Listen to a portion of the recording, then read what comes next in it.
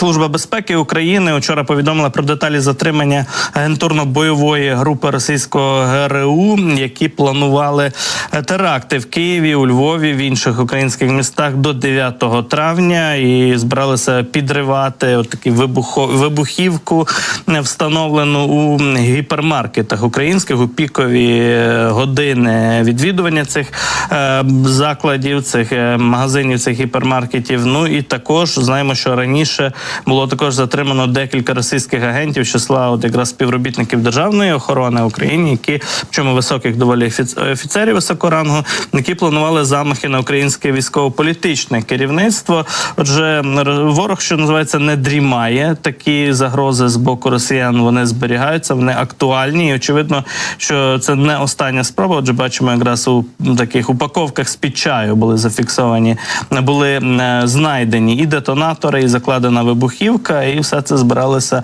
росіяни і їхні агенти підривати у людних місцях, у великих українських містах. У Києві, Львів називають серед таких міст, зокрема.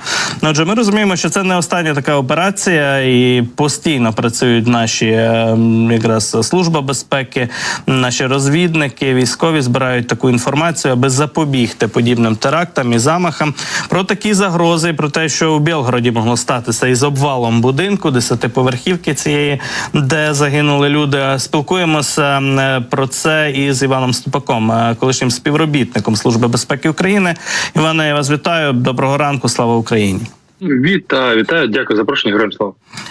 Раді, що ви відгукнулися на наше запрошення. Отже, спочатку стосовно викриття таких агентурних і диверсійних російських груп, декілька випадків ми маємо за останній час.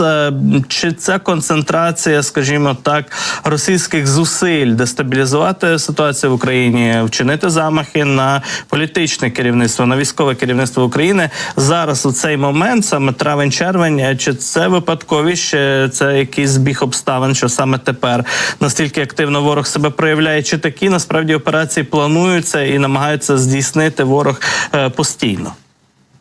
Останнім постійно. Вони дійсно працюють довго. Це ж не планується за в квітні запланували, в травні реалізували. Ні в якому разі ця операція, планування її реалізація, впровадження може займати декілька місяців, можливо, півроку. Тобто задум, можливо, був ще в 23-му році, а спроможності знайшли тільки в 24-му. Тому повинні це розуміти.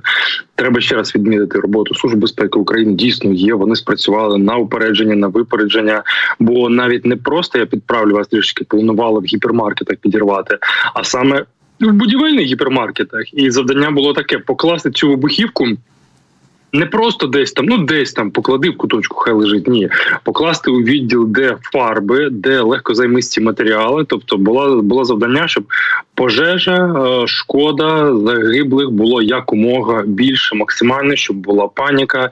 Я не можу сказати, чому саме ось там ця мережа гіпермаркетів чомусь там особливо обирали. Ну, здогадуємося, яка, але хай слідчі вже скажуть.